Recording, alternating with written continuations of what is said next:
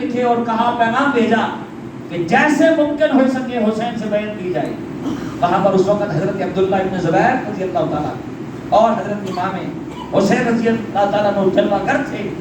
آپ دونوں نے فرمایا، چونکہ آپ دونوں کی بیعت کا مطلب یہ تھا کہ یہ بیعت کر لیں گے تو سارے مدینہ والے بیعت کر جائیں. لیکن حسین کی شان کی کیسے ہے کہ حسین چھپ کر کسی سے بیعت کرے. آپ نے فرمایا میں رسول اللہ کا شہزادہ ہوں. سبحان اس اللہ. وقت کائنات میں مجھ سے بڑا عالم کون ہے، مجھ سے بڑے فضائل والا کون ہے کہ جس کا بابا علی ہو، جس کا نانا محمد الرسول اللہ ہو، اور جس کی والدہ فاطمہ الزہرا ہو. سبحان اللہ. کوئی میرے مقابلے میں لا کر تو دکھاؤ، کوئی میرا جیسا لا کر تو دکھاؤ جس کے رگوں کے اندر حیدر کرار کا خون چھلکتا ہو. وہ کیسے چھپ کر بیعت کر سکتا ہے؟ اہل مدینہ کے سامنے اس بات کو رکھوں گا کہ کیسے ہو سکتا تھا کہ آپ بیعت کرتے آپ کو مجبور کیا گیا، بالآخر اتنا ستایا گیا کہ آپ نے مدینہ سے مکہ کی طرف ہجرت فرمائی. اور جب آپ مکہ شریف میں آئے آپ کو وہاں پر بھی ایذائیں پہنچائی جاتی رہی، لیکن جو ہی آپ وہاں آئے کوفی لا یوفی جن کے اندر وفا نہیں. آج بھی وہ بے وفا جو اس وقت جنہوں نے اپنے آپ کو عزیز جانا، اپنی جانیں عزیز رکھی اور رسول اللہ کے نواسے کی جان کا خیال نہ کیا، آپ کے 72 رفقا کو نہ دیکھا، علی اکبر جیسے عظیم جوان جن کی صورت بالکل مشابہ مصطفیٰ تھی.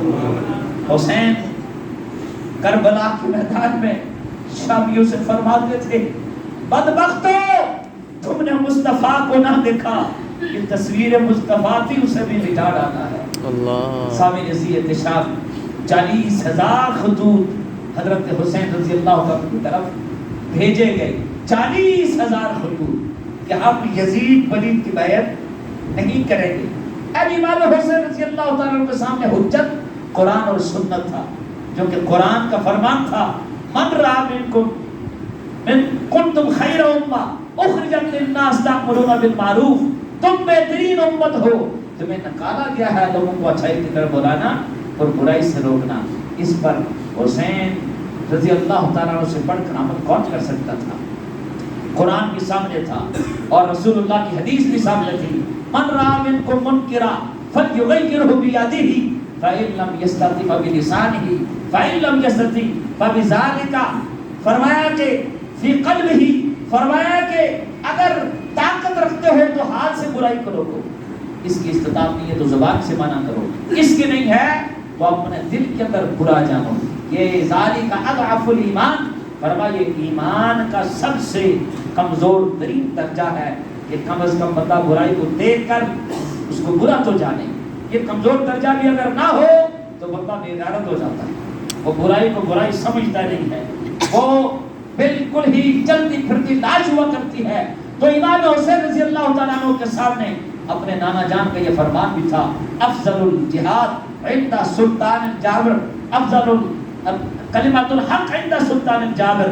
فرمایا جابر حاکم کے سامنے کلمہ حق بلند کرنا افضل ترین جہاد ہے. اب ایسا شخص کہ جو زانی بھی ہو، ایسا شخص جو شراب بھی پیتا ہو، اس کی دیکھنے میں ہی محدثین نے لکھا ہے، بزرگوں نے لکھا ہے کہ اس کی شکل ہی بدنما تھی، بدخلق بھی تھا، بدخو بھی تھا اور کردار بھی برا تھا.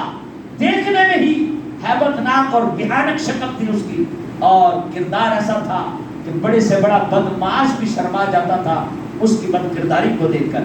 ایسے بد کردار شخص کو شہزادہ کہنا بڑے ہی بے وقوف اور احمق لوگ ہیں.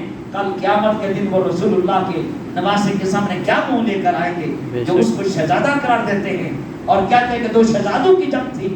امام حسین رضی اللہ تعالیٰ عنہ آپ جب کربلا کے میدان میں پہنچتے ہیں، آپ کا خطبہ دیکھیے، اور آپ نے یوں نہیں قدم اٹھا لیا، آپ نے پہلے حضرت مسلم بن عقیل کو بھیجا کہ حالات کا جائزہ لیا جائے. مسلم بن عقیل تشریف لے گئے، ان کے ساتھ دو شہزادے بھی تھے محمد و عون، وہ بھی جلوہ گر ہوئے. حضرت مسلم بن عقیل نے جب حالات کا جائزہ لیا، یہ جو کوفی لا یوفی ہیں جن کے اندر وفا نہیں ہے، یہ 40,000 لوگوں نے بیعت کر لی، 40,000 لوگوں نے بیعت کی. آپ نے جب ایسے حالات دیکھے، آپ نے یہ سمجھا کہ یہ تو بڑی چونکہ شریعت ظاہر پر ہے، حقیقت سے تو واقف تھے اللہ کے ولی سے حقائق چھپ نہیں سکتے، لیکن وہ اللہ کی رضا پر راضی رہتے ہیں۔ ان کو پتا تھا کہ اسلام زندہ ہوتا ہے ہر کربلا کے بعد۔ حضرت موسیٰ بن عقیل نے جب ظاہری حالات دیکھے تو آپ نے پیغام بھیجا کہ 40,000 نے بیعت کر لی ہے۔ اب حضرت امام حسین نے وہاں سے رخت سفر باندھا اور آپ چل پڑے 72 رفقا کے ساتھ، جن میں آپ کے شہزادے، آپ کی شہزادیاں اور پاک بیویاں بھی آپ کے ساتھ تھیں۔ آپ کے قرب و جوار میں عقیدت مند حضرات تھے، کچھ عظیم علماء بھی تھے۔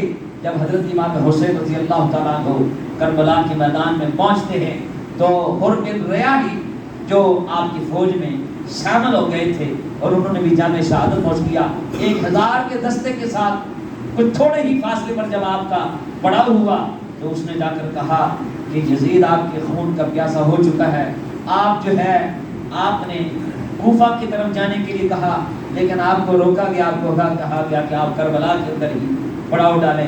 حضرت امام حسین کا وہ خطبہ آخر وقت تک آپ نے یہ خطبہ دیا کہ ہم جنگ ہرگز نہیں چاہتے، اور ادھر 10,000 فوجی شام ہے۔ آپ نے آخر وقت تک یہ واز فرماتے رہے، خطبہ دیتے رہے۔ امام علی اکبر کی شہادت ہو تب بھی خطبہ دیا، امام علی اصغر کی شہادت ہو تب بھی خطبہ دیا، حضرت حر بن ریاحی کی شہادت ہو تب بھی خطبہ دیا۔ جتنے آپ کے قریبی رفقات عباس علمدار جامع شہادت نوش کر جاتے ہیں پھر بھی خطبہ دیا۔ آخر وقت تک جب آپ خود جانے لگے تب بھی جا کر آپ نے خطبہ دیا اور ارشاد فرمایا کہ آپ کے سامنے یزید کے فسق و فجور سامنے ہے، آپ بھی وہ لوگ ہیں جنہوں نے مجھے دعوت دے کر یہاں بلایا اور کہا کہ ہم یزید کی بیعت نہیں کرتے، وہ فاسق و فاجر ہے۔ اب اگر آپ کی رائے بدل گئی ہے تو میں پھر بھی یہ چاہتا ہوں کہ ہمیں مدینہ کی طرف جانے دیا جائے۔ آپ نے آخری وقت تک یہ چاہا، کیونکہ وہ بظاہر کلمہ گو تو تھے، نبی کا کلمہ پڑھتے تھے، حسین نہیں چاہتے تھے کہ تلوار اٹھائی جائے، لیکن جب آپ نے دیکھا کہ وہ کسی رائے پر نہیں آنے والے، ابن زیاد لعین جو تھا، جو گورنر تھا، شمر زرجوش خبیث، جس نے آپ کی گردن مبارک پر سینے پر سوار ہوا، اور طارق بن اور انس بن یزید، یہ بڑے بڑے خبیث وہاں پر موجود تھے۔ شمر نے آپ کے سر انور کو نیزے پر ایسے اٹھا کر لے کر گیا اور آپ کی گردن مبارک پر جو ہے اس نے چھرا چلایا۔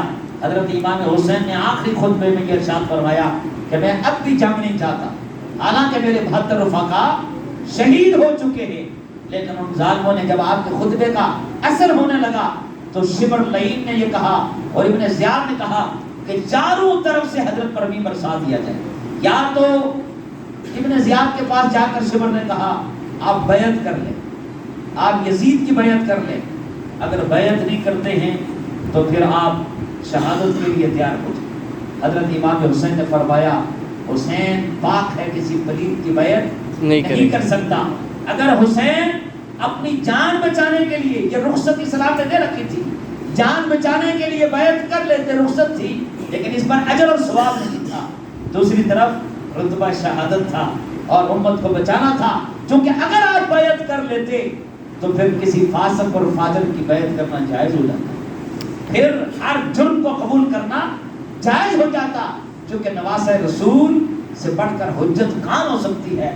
اس لیے دوستو اس بات کو اپنے ذہن میں رکھیں۔ میرے آقا نے فرمایا میں اپنے بعد صرف 2 چیزیں چھوڑ کر جا رہا ہوں، ایک قرآن ہے، دوسرا اہل بیت اطہار ہے۔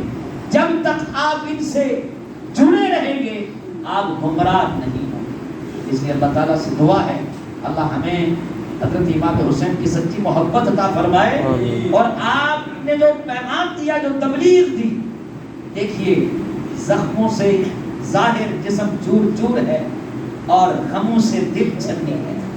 علی اکبر جیسا جوان، علی اصغر جیسا شیر خار بچہ اپنی آنکھوں کے سامنے آپ کے بھانجے، آپ کے بھائی جامع شہادت نوش کر گئے، لیکن آپ نے کیا فرمایا؟ فرمایا بدبختو میرا سر اس وقت کاٹنا جب میں سر سجدے میں رکھوں۔ آج جمعے کا دن ہے اور میں نماز ادا کر لوں، اس وقت بھی زخموں سے چور چور ہے، لیکن آپ نے نماز ترک نہیں کی ہے۔ یہ حسین کا پیغام ہے۔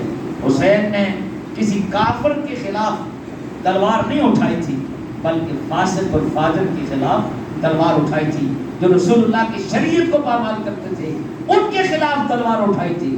اس لیے آج ضرورت اس امر کی ہے، بالخصوص ہمارے نوجوان جو راتوں کو فیس بک اور واٹس ایپ کے اوپر اور طرح طرح کی بےہودگیوں کے اندر اپنی زندگیاں برباد کرتے ہیں، اپنی راتیں برباد کرتے ہیں، یہ حسینیت نہیں ہے، یہ یزیدیت ہے۔ یہ یزید کا طریقہ تھا، حسین کا طریقہ یہ تھا کہ حسین کی امی جان ساری رات سجدے میں رہتی، پھر کہتی اللہ تیری رات کتنی چھوٹی ہے، رات گزر گئی فاطمہ کا سجدہ ختم نہ ہوا۔ حسین کا پیغام یہ ہے کہ جسم خون سے چھنی چھنی ہو پھر بھی اللہ کے دربار میں سجدے سے پیچھے نہیں ہٹتے ہیں۔ یہ حسین کا پیغام ہے۔ اس پیغام کو سینے سے لگائیں اور رسول اللہ کی شریعت پر کام کریں اور حضور کی ختم نبوت پر کام کریں، اپنے عقیدہ اہل سنت کے تحفظ کے لیے کام کریں۔ یہ حسینیت ہے۔ یہ پیغام آپ لے کر چلیں گے تو یقین یعنی آپ کی محبت نہیں، آپ کی اہل بیت سے مودت ہوگی، اور پھر انشاءاللہ حسین قیامت کی دن ہماری شفاعت فرمائیں گے۔ تاجدار ختم نبوت زندہ باد، زندہ باد، تاجدار ختم نبوت زندہ باد، زندہ باد، تاجدار ختم نبوت زندہ باد، زندہ باد، حسینیت زندہ باد، حسینیت زندہ باد، حسینیت زندہ باد، یزیدیت مردہ باد، یزیدیت مردہ باد، یزیدیت مردہ باد۔ ختم عاشور کے لیے جدا بھی کرنا یا نماز کی بات؟ عائشہ کی بات کروں جی، آج عشاء کے بعد ختم عاشور ہے، اور ختم عاشور کے لیے حصہ جو ہے وہ آپ احباب ابھی عطا فرما دیں تاکہ پھر اس کے بعد سنت ادا کرتے ہیں۔ کھڑے ہوتے چلے گئے ختم عاشور کے لیے، اور ختم عاشور میں آپ احباب شامل بھی ہوں، عشاء کی نماز یا ادا کریں حضرت امام حسین پاک کی محبت میں، اور عاشور کی عظیم فتح لوٹنے کے لیے عشاء کی نماز باجماعت ادا کریں۔ اس کے بعد انشاءاللہ ذکر و درود ہوگا اور پھر دعا ہوگی۔ تو آپ احباب جو باہر والے ساتھی ہیں، محبوب